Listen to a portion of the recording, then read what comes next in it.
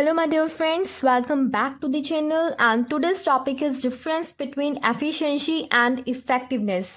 So what is efficiency and what is effectiveness, how they both differ from each other, इन दोनों में क्या difference होता है main, और क्या है इनका मतलब, आज हम वो सब देखेंगे। सबसे इम्पॉर्टेंट बात जो आज हम देखने वाले हैं वो ये कि इन दोनों का जो डिफरेंस है वो हम with the help of example देखने वाले हैं, जिसके बाद आपको कोई भी डाउट नहीं रहेगा कि इन दोनों में क्या डिफरेंस होता है। ठीक है, so let's start without wasting any time. So efficiency क्या होता है और इफेक्टिवनेस क्या होता है, सबसे पहले हम मतलब समझेंगे। तो एफिशिएंसी क्या लिखा हुआ है, efficiency is a state where the focus is on the optimum utilisation of the resources and not on the completion of assigned task on time. सीधी सी और सिंपल सी बात जो आपको याद रखनी है, जो आपको अंडरस्टैंड करनी है, वो ये कि एफिशिएंसी में क्या होता है कि एक पर्सन जो हमारे बिजनेसमैन होते हैं उनका जो मेन फोकस रहता है वो रहता है कि हमें जितने भी रिसोर्सेज हमारे पास हैं उन सब का ऑप्टिमम यूटिलाइजेशन करना है। चाहे हमारा task with in time complete हो चाहे ना हो, बट जो रिसोर्सेज हैं वो वेस्ट नहीं होने चाहिए। उनका जो मेन पर्पस होता है वो क्या होता है कि जितने भी अवेलेबल रिसोर्सेज हैं उनका ऑप्टिमम यूटिलाइजेशन करना। अब बात ये आती है कि ये क्या होता है ऑप्टिमम यूटिलाइजेशन का मतलब। ऑप्टिमम यूटिलाइजेशन का मतलब best use without any wastage, best use of any available resource without any wastage, कि बिल्कुल भी उनका वेस्ट ना किया जाए। जितना हमारे पास रिसोर्स है, रिसोर्स क्या होंगे, अब रिसोर्स कोई भी चीज़ हो सकती है जो कि आप किसी चीज़ की प्रोडक्शन में आप यूज़ करोगे। जैसे जब हम गुड्स प्रोड्यूस करते हैं तो जो बिजनेसमैन होते हैं वो क्या यूज़ करते हैं फैक्ट्री में, एक लैंड का यूज़ होगा जहाँ पर मशीनरी रखी जाएगी। उस मशीनरी को ऑपरेट करने के लिए लेबर की ज़रूरत पड़ेगी, और वहाँ पर जो रिसोर्सेज, जो मशीनरी पर अमाउंट इन्वेस्ट की गई है, जो मनी है, ये सब हमारे रिसोर्सेज हैं। तो किसी का भी, और हाँ ये सब हमारे क्या है, रिसोर्सेज। तो हमें किसी की भी वेस्टेज नहीं करनी है। ये हमारा मेन पर्पस रहता है एफिशिएंसी के अंदर, कि किसी काम को एफिशिएंटली करने का मतलब कि जितने भी रिसोर्सेज हैं उन सब का प्रॉपर यूटिलाइजेशन करना, प्रॉपर यूज करना विदाउट एनी वेस्टेज। ठीक है, तो विदाउट वेस्टेज अगर आप क्या करते हो, किसी चीज का यूज करते हो, तो उसे हम क्या बोल देते हैं, ऑप्टिमम यूटिलाइजेशन, कि हमने उसका बेस्ट यूज किया है। किसका, रिसोर्सेज का। तो वो आता है एफिशिएंसी के अंदर। फिर चाहे आपका जो आपको टास्क मिला था वो आपका कंप्लीट हुआ हो चाहे ना हुआ हो, उसके ऊपर हमारा फोकस नहीं रहता। फोकस सिर्फ एक बात से होता है कि जो रिसोर्सेज हैं वो वेस्ट नहीं होने चाहिए। सो एफिशिएंसी का मतलब नो वेस्टेज ऑफ रिसोर्सेज, किसी काम को एफिशिएंटली करने का मतलब कि कोई भी रिसोर्स वेस्ट नहीं होना चाहिए। और इफेक्टिवनेस का मतलब क्या होता है, effectiveness means the state where the focus is on the completion of task on और within the time and not on the optimum utilisation of resources. क्या कह रहे हैं कि इफेक्टिवनेस में फोकस किस चीज के ऊपर है कि टास्क को कंप्लीट करना है ऑन और विद इन द टाइम, या तो टाइम पर या टाइम से पहले टास्क कंप्लीट हो जाना चाहिए। और हमारा कोई मतलब नहीं है कि रिसोर्सेज ऑप्टिमली यूटिलाइज हो रहे हैं या नहीं हो रहे हैं। चाहे रिसोर्सेज वेस्ट हो जाएं, चाहे उनका बेस्ट यूज हम ना कर पाए, बट जिस टाइम लिमिट के अंदर हमें उस टास्क को कंप्लीट करना था उस टाइम लिमिट के अंदर वो टास्क कंप्लीट होना चाहिए। ठीक है, तो दोनों में डिफरेंस समझ में आया। यहाँ पर हमारा फोकस क्या रहता है कि हमें जो रिसोर्सेज है, जो भी हमारे पास लेबर अवेलेबल है, मनी है हमारे पास है, जो भी डिफरेंट रिसोर्सेज हैं सबका बेस्ट यूटिलाइज करना विदाउट एनी वेस्टेज। और यहाँ पे फोकस क्या है कि हमें क्या करना है कि हमें अपने टास्क को टाइम पर कंप्लीट करना है। फिर चाहे रिसोर्सेज ऑप्टिमम यूटिलाइज हो चाहे ना हो, उस बात से कोई मतलब नहीं है। ठीक है, तो इस तरह से अगर हमने इन टिक बॉक्सेस को जो है फिल करना हो तो क्या होगा, यहाँ पर ऑप्टिमम यूटिलाइजेशन होता है, completion of task on time नहीं होता। और इफेक्टिवली में क्या होता है, ऑप्टिमम यूटिलाइजेशन नहीं होता रिसोर्सेज का, बट टास्क जरूर हम क्या कर लेते हैं, टाइम पर कंप्लीट कर लेते हैं। तो ये जो है हमारे पास दो चीज़ें हैं, efficiency and the effectiveness. I hope so आपका जो बेसिक डिफरेंस है वो आपको समझ में आया हो, जो थियोरेटिकल मीनिंग है इसका। प्रैक्टिकली अब हम देखने वाले हैं लास्ट जो मैंने लिखा हुआ है, तो अब आपको समझ में आया। दिस इज कंसर्न विद, इसका आंसर आप बताओ। This is concern with optimum utilisation of resources means no wastage of resources. ठीक है, तो यहाँ पर किस चीज पर फोकस रहता है कि रिसोर्सेज को प्रॉपर यूज करना है, कोई भी वेस्टेज नहीं होनी चाहिए। फिर चाहे हमारा टास्क कंप्लीट हो रहा हो चाहे नहीं हो रहा हो, टाइम पर हमें मतलब नहीं है, बट रिसोर्स एक भी वेस्ट नहीं होना चाहिए। और इफेक्टिवनेस में क्या होगा कि concern with the completion of task on the time, कि टास्क टाइम पर कंप्लीट होना चाहिए। फिर चाहे रिसोर्सेज प्रॉपर यूटिलाइज हो रहे हो चाहे उनकी वेस्टेज हो रही हो, हमें कोई मतलब नहीं है। तो ये डिफरेंस है हमारा एफिशिएंसी और इफेक्टिवनेस में। आई होप सो आपको ये समझ में आया होगा कि क्या चीज़ होती है और क्या चीज़ नहीं होती है। अब आपको ये बहुत अच्छे तरीके से समझ में आ जाएगा जब मैं आपको इसका एग्जाम्पल दूंगी। So let's see the example. So here is the example क्या है, इसमें हम दो चीज़ें अज्यूम कर चलेंगे। पहला कि टास्क क्या कंप्लीट करना है और दूसरा कि हमारे पास अवेलेबल रिसोर्सेज क्या हैं। तो टास्क जो है वो ये है कि 1000 यूनिट्स प्रोड्यूस करनी है प्रोडक्ट एक्स की। इट कैन बी एनीथिंग, मैंने प्रोडक्ट एक्स जो है एज्यूम किया है। और दूसरा जो हमने एजम्पशन ली है वो क्या कि जो रिसोर्स है हमारे पास अवेलेबल जिसका हमें प्रॉपर यूटिलाइजेशन करना है वो है हमारे पास लेबर। ठीक है, और सेकंड जो हमारे पास एडिशनल इंफॉर्मेशन दे रखी है वो क्या दे रखी है कि एक वर्कर एक दिन में 100 यूनिट्स प्रोड्यूस कर सकता है और जो उसको वेजेस दी जाती हैं एक दिन के काम की वो कितने पैसे दिए जाते हैं उसे, ₹500। तो ये हमारे पास जो है गिवन इन्फॉर्मेशन है, इसके बेसिस पे हम देखते हैं कि क्या होता है। तो हमारे पास प्रोडक्ट एक्स हमने प्रोड्यूस करना है, 1000 यूनिट्स प्रोड्यूस करनी है। एक वर्कर की जो एबिलिटी है वो कितना काम कर सकता है, एक दिन में 100 यूनिट्स बना सकता है और उसको पैसे जो दिए जाते हैं एक दिन के काम के बदले वो कितने हैं, ₹500। सो आगे क्या गिवन है कि हमने जो है मतलब कि जो बिजनेसमैन है उसने क्या किया है, इस टास्क को 2 प्रोडक्शन हाउसेस को असाइन किया है। एक है प्रोडक्शन हाउस 1 और दूसरा है प्रोडक्शन हाउस 2। अब देखते हैं किसने काम को एफिशिएंटली किया है और किसने काम को इफेक्टिवली किया है। लेट्स सी, तो क्या कह रहे हैं, पहले हम देखते हैं प्रोडक्शन हाउस 1 में। प्रोडक्शन हाउस जो 1 है वो अपॉइंट कर रहा है 20 वर्कर्स को, उसने 20 वर्कर्स को अपॉइंट किया इस काम को करने के लिए। अगर 20 वर्कर्स आए हैं 1000 यूनिट्स को प्रोड्यूस करने के लिए, दैट मीन्स 1000 डिवाइड बाई 20 कितना आ गया, 50। मतलब कि एक वर्कर कितने यूनिट्स प्रोड्यूस करेगा, 50 करेगा। 50 यूनिट्स पर डे प्रोडक्शन जो है पर वर्कर कितनी हुई, 1000 divide by 20, 50 units I per day.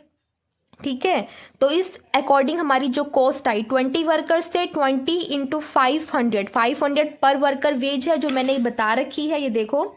तो इस अकॉर्डिंग 20 वर्कर्स 500 एक वर्कर की वेज है, तो 20 वर्कर्स की टोटल वेज कितनी हुई, ₹10,000। ठीक है, और यूनिट्स कितनी प्रोड्यूस हो गई, 20 वर्कर्स टोटल हैं, एक वर्कर एक दिन में 50 यूनिट्स बना रहा है, तो टोटल कितनी यूनिट्स प्रोड्यूस हो गई, 1000 यूनिट्स। काम तो कंप्लीट हो गया, 1000 यूनिट्स प्रोड्यूस करनी थी, दिख रहा है 1000 यूनिट्स प्रोड्यूस हो गई हैं, पर क्या रिसोर्सेज की यूटिलाइजेशन इफेक्टिवली हुई है, क्या रिसोर्सेज वेस्ट हुए हैं या नहीं हुए हैं। तो कैसे पता चलेगा, पता यहाँ से चलेगा कि जो आपको इन्होंने बता रखा था, आपका रिसोर्स था लेबर, और लेबर जो है एक दिन में कितने यूनिट्स प्रोड्यूस कर सकती थी, 100। मतलब कि एक वर्कर की जो एबिलिटी थी वो कितने गुड्स को प्रोड्यूस करने की थी, 100 यूनिट्स वो एक दिन में प्रोड्यूस कर सकता था एक बंदा। तो एक वर्कर ने एक दिन में कितनी यूनिट्स प्रोड्यूस की हैं, 20 वर्कर थे, टोटल 1000 यूनिट्स प्रोड्यूस करनी थी, तो एक वर्कर ने कितने की, 50। तो अब ये बताओ क्या रिसोर्स यहाँ पे इफेक्टिव यूटिलाइज हुआ, ऑब्वियसली नहीं हुआ, बिल्कुल भी नहीं हुआ। यहाँ पे रिसोर्सेज की वेस्टेज हो रही है, लेबर का ऑप्टिमम यूटिलाइजेशन नहीं हो रहा है। अगर लेबर मतलब कि अगर हर एक वर्कर 100 यूनिट्स बनाता दिन की, तब हम कहते हैं कि रिसोर्सेज प्रॉपरली यूटिलाइज हुए हैं। जितना काम वो दे सकते थे एक दिन का उतना काम उन्होंने दिया, उतना काम उन्होंने करा। बट यहाँ पर क्या है, काम तो हो रहा है बट जितना हो सकता था उतना नहीं हो रहा है। तो यहाँ पर रिसोर्सेज की वेस्टेज हो रही है, चाहे काम टाइम पर कंप्लीट हो गया है बट रिसोर्सेज यहाँ पर वेस्ट हो रहे हैं। तो इस अकॉर्डिंग क्या होगा, ये काम को हम क्या बोलेंगे, प्रोडक्शन हाउस 1 के काम को हम क्या बोलेंगे, एफिशिएंट वर्क या इफेक्टिव वर्क। ये कैसा वर्क था, एफिशिएंट वर्क था कि इफेक्टिव वर्क था, ये वर्क था हमारा इफेक्टिव। प्रोडक्शन हाउस वन का जो वर्क था वो कैसा वर्क था, वो इफेक्टिव वर्क था, क्योंकि रिसोर्सेज का proper utilisation production house one ने नहीं किया है। हालांकि उसने टाइम पर काम जरूर कंप्लीट कर दिया, 1000 यूनिट्स प्रोड्यूस करनी थी, उसने कर दी 20 वर्कर्स को अपॉइंट करके, बट 20 वर्कर्स जितना काम कर सकते थे उतना काम उनसे नहीं लिया गया। तो अगर उतने काम के बदले आप ज़्यादा पैसे दे रहे हो, 10,000 रुपये कितने काम के लिए बनते थे, 10,000 रुपये आपके पूरे, अगर वो 100 यूनिट्स बनाता है एक वर्कर एक दिन का, तब 10,000 देने बनते थे। बट यहाँ पर आपने क्या किया है, 10,000 कम काम के लिए दिए हैं, 20 वर्कर्स से काम उतना नहीं लिया गया है जितने उन्हें पैसे दिए गए हैं। तो ये काम जो है प्रोडक्शन हाउस वन का इफेक्टिव तो है बट एफिशिएंट नहीं है, क्योंकि रिसोर्सेज की वेस्टेज हो रही है। ठीक है, सेकंड अब हम आते हैं प्रोडक्शन हाउस टू की तरफ। प्रोडक्शन हाउस टू क्या कर रहा है, उसने वर्कर्स अपॉइंट किए हैं 5 वर्कर्स प्रोडक्शन हाउस टू ने अपॉइंट किए हैं। तो अब ये बताओ, अगर काम को कंप्लीट करना है, 1000 यूनिट्स प्रोड्यूस करनी है, अगर 1000 यूनिट्स को प्रोड्यूस करना है इन 5 वर्कर्स ने, तो हर एक को कितनी यूनिट्स प्रोड्यूस करनी पड़ेंगी, डिवाइड करो इसको, 200 यूनिट्स प्रोड्यूस करनी पड़ेंगी। बट क्या एक वर्कर की 200 यूनिट्स प्रोड्यूस करने की एबिलिटी है? नहीं है। एक वर्कर सिर्फ 100 यूनिट्स ही मैक्सिमम जो एबिलिटी है उनकी वो कितनी है, 100 यूनिट्स प्रोड्यूस करने की। दैट मीन्स वो सिर्फ 100 यूनिट्स ही प्रोड्यूस कर सकते हैं। तो 5 वर्कर्स 100 यूनिट्स प्रोड्यूस कर रहे हैं, तो काम कितना होगा और कितनी कॉस्ट आएगी? कॉस्ट तो 500 रुपये ही देनी है हर एक वर्कर को। तो 5 वर्कर है, 500 रुपये दोगे, कितनी आई, 2500। और यूनिट्स कितनी प्रोड्यूस होंगी, 5 वर्कर लगे हुए हैं, हर एक वर्कर 100 यूनिट प्रोड्यूस कर रहा है, तो कितनी यूनिट्स प्रोड्यूस हो जाएंगी, 500। अब ये बताओ, यहाँ पे सिर्फ 500 यूनिट्स प्रोड्यूस हो पाई, क्योंकि हर एक वर्कर को अगर हमें 1000 यूनिट्स प्रोड्यूस करनी होती तो हर एक वर्कर को 200 प्रोड्यूस करनी पड़ती पर डे के अकॉर्डिंग, मतलब कि एक दिन में हर एक वर्कर को 200 प्रोड्यूस करनी पड़ती, तो at the end of day हमारे पास 1000 यूनिट्स होती। बट इस केस में पॉसिबल नहीं था, क्योंकि मैक्सिमम जो मैंने एबिलिटी बताई है वो कितनी बताई है, 100 ही काम कर सकती है, 100 यूनिट्स ही प्रोड्यूस कर सकते हैं। तो यहाँ पर कितनी यूनिट्स प्रोड्यूस हो गई, 100 उन्होंने की, 200 नहीं कर सकते थे, मैक्सिमम वर्क वो 100 यूनिट्स ही प्रोड्यूस कर सकते हैं। तो 5 वर्कर 100 यूनिट्स प्रोड्यूस करेंगे, तो at the end of the total काम कितना आ जाएगा, 500 यूनिट्स आ जाएंगी। और कॉस्ट कितनी आ रही है, 2500। यहाँ पर हम देखें तो रिसोर्सेज का यूटिलाइजेशन तो प्रॉपरली हो रहा है, क्योंकि जितना काम वर्कर से ले सकते थे उतना काम लिया गया है, और वेजेस भी पूरे काम के बदले 500 दी गई हैं। यहाँ पर मैंने आपको बताया है कि ये जो 100 यूनिट्स एक दिन का काम है और इस एक दिन की वेजेस 500 है। दैट मीन्स 100 यूनिट्स के बदले आप 500 रुपये अगर दोगे एक वर्कर को, तो आप कहोगे कि काम जो है मतलब कि अगर तब हम कहेंगे कि जो रिसोर्सेज है वो प्रॉपरली यूटिलाइज हुए हैं, फिर चाहे आपकी मनी हो चाहे लेबर हो। इस केस में हमने क्या किया है, हमने 50 यूनिट्स के बदले 500 रुपये दिए हैं, इसलिए हमने कहा है कि रिसोर्सेज वेस्ट हुए हैं, हमारी मनी भी वेस्ट हुई है, और यहाँ पर हमारे जो लेबर थी उसका भी प्रॉपर यूटिलाइजेशन हम नहीं कर पाए। बट इस केस में क्या कर रहे हैं, हम 100 यूनिट्स के बदले 500 रुपये दे रहे हैं, तो मतलब रिसोर्सेज तो प्रॉपर यूटिलाइज हो रहे हैं, बट काम यहाँ पर टाइम पर कंप्लीट नहीं हो पा रहा है। सो अब हम इसे क्या कहेंगे कि काम जो है प्रोडक्शन हाउस का वो एफिशिएंट है बट इफेक्टिव नहीं है।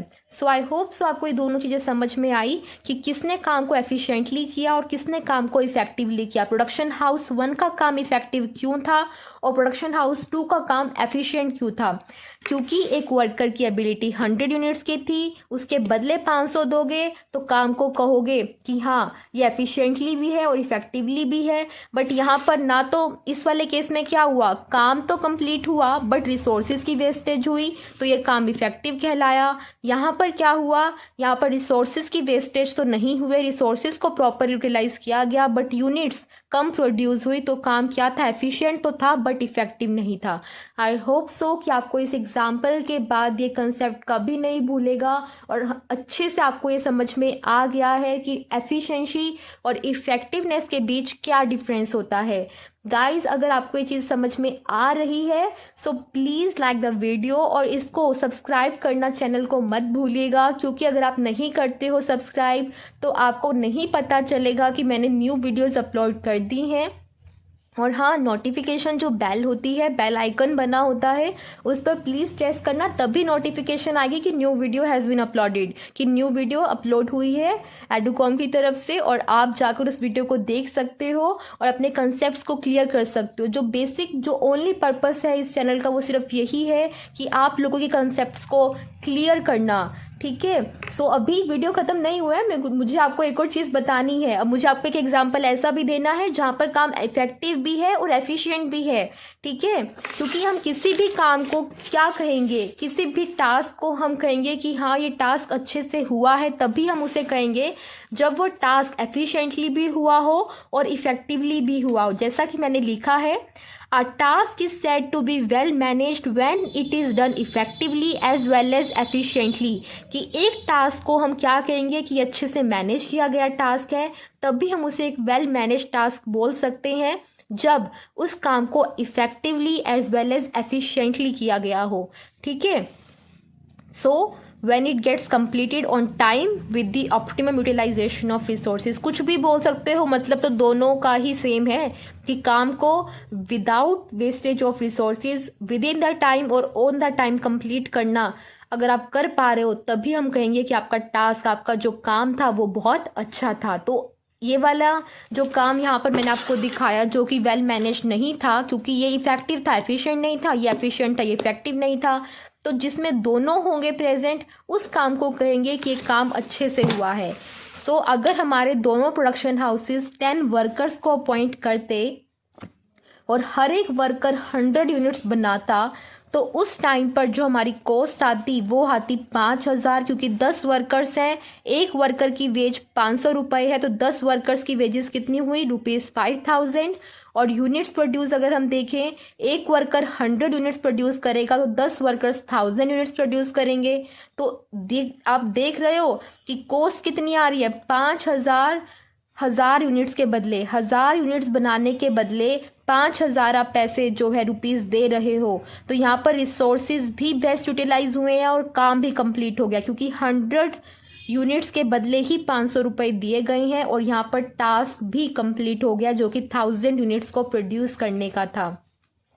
अगर आप दोनों को कंपेयर करो तो देखो यहाँ पर क्या है, 1000 यूनिट्स प्रोड्यूस हुई हैं 5,000 रुपीज़ देने के बदले, कॉस्ट आई है 5,000, यूनिट्स प्रोड्यूस हुई है 1000। यहाँ देखो कॉस्ट कितनी है, 10,000। कंपैरिजन कर रहे हो, एग्जैक्ट 5,000 ज़्यादा उतनी ही यूनिट्स को प्रोड्यूस करने के लिए, तो मनी का वहाँ पे कितना वेस्टेज हो रहा है। आप कह सकते हो इस केस में रिसोर्सेज प्रॉपर यूटिलाइज हो रहे हैं, बिल्कुल भी नहीं हो रहा है। क्लियरली आप देख सकते हो, यहाँ आप 1000 यूनिट्स के बदले 5,000 रुपये दे रहे हो और यहाँ पर आप उन्हीं 1000 यूनिट्स का काम के लिए 10,000 रुपये दे रहे हो। बिल्कुल भी काम मतलब सही नहीं है। और यहाँ पर आप 500 यूनिट्स के बदले कितने दे रहे हो, 2500 रुपये दे रहे हो। तो ठीक है, तो इस तरह से अब हम क्या बोलेंगे कि एफिशिएंसी और इफेक्टिवनेस में क्या डिफरेंस होता है, वो आई होप सो आप लोगों को क्लियर हो गया हो, आपको कोई डाउट नहीं रहा है कि what is the meaning of both of this words और इनमें क्या डिफरेंस है। With the help of example मैंने इसको क्लियर करने की कोशिश की है। और गाइस प्लीज़ कमेंट करना आपको ये कैसा लगा है, नहीं लगा है, तभी मुझे पता चलेगा कि मुझे इम्प्रूवमेंट की ज़रूरत है और मुझे किन टॉपिक्स पर आपको नॉलेज चाहिए। तो आप वो भी मैंशन कर सकते हैं कि please make clear all this concept, आप मैंशन कर सकते हो। कोई भी डाउट है वो भी मैंशन कर सकते हो कमेंट बॉक्स में। प्लीज़ कमेंट करना कि आपको वीडियो कैसा लगा। And thank you for watching this video. And please if you are liking this, do like the video and do subscribe to the channel and not forget to click on the bell icon ताकि आपको proper notification मिलता रहे। Okay, thank you, bye bye।